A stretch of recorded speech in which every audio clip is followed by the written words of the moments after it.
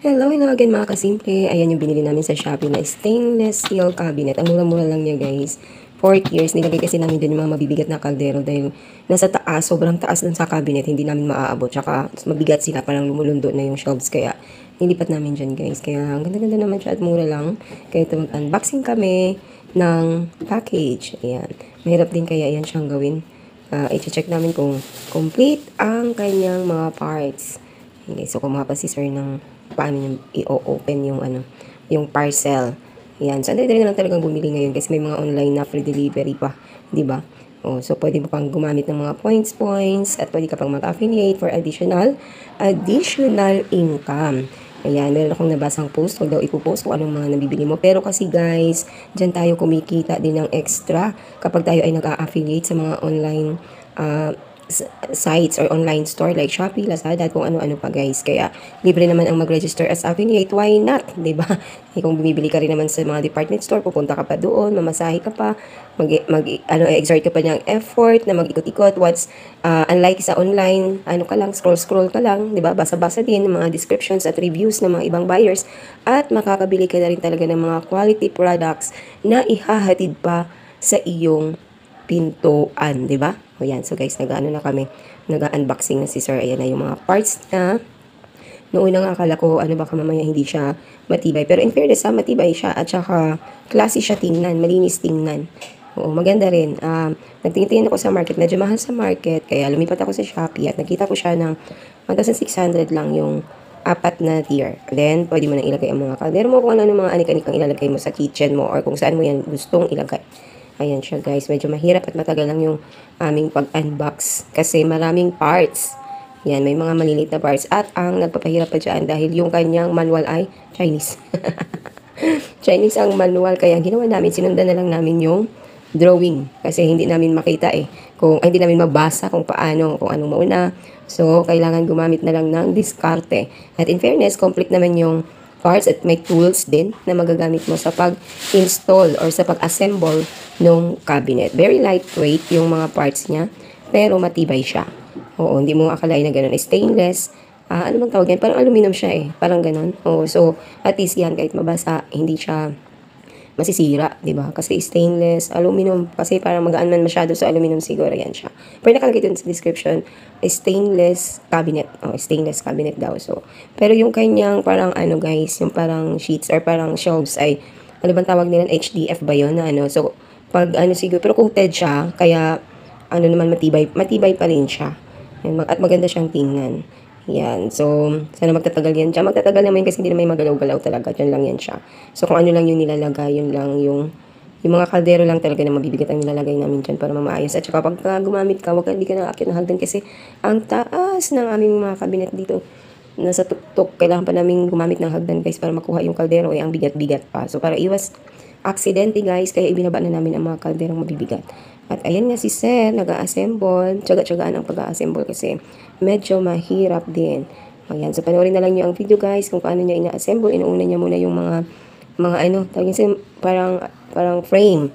O, frame. Tapos yung isang frame niyan sa kabila, yung unang frame, ayan, ganyan siya naka-assemble na. Isisiksik mo na lang yung parang mga ibang frames. Then doon sa isang medyo mahirap kasi kailangan mo kalasin isa-isa.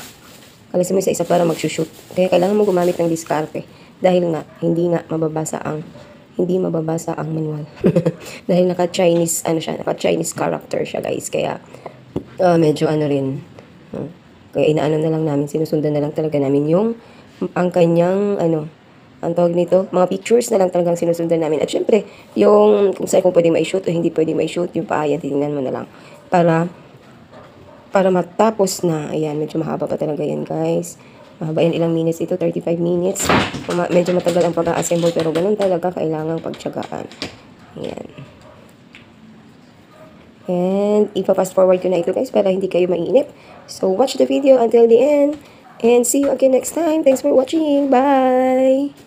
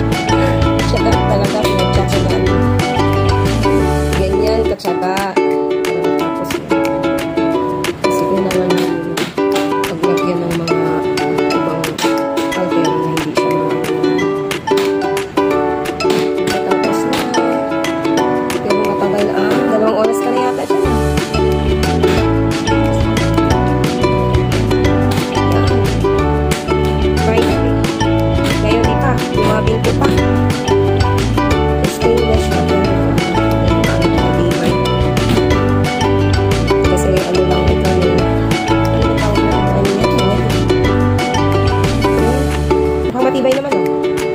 Harap. Harap mo. Harap mo kasi yung ilalagyan natin. Sige daw, harap mo daw. Tada! Okay. Yung mga doors na. Ano yan siya? Matibay. Parang bilang-bilang. No? Hindi, ikaw nyo lang sa pinto. Sa pinto. I-screw yung pinto. Matibay. Wala. Pwede mo yung ano? Pinto. I-screw yun. Laki na. Tapos kagaya yung ginawa ko sa bus. Pero paano mo kasi yung mga... Sige. Maliit na pala kaldero mo. Dali na. Mas malaki naman mataas yun. Wait, i-try lang natin. Sa ibabaw na lang yung iba. Yung mga ano, ito, yung mga, paano ito? Ito, baka siya ito, yung mga vision. Kasi nagpalit yung mga vision. Ngayon yun, talagang lagyan na lang natin ng brace yun.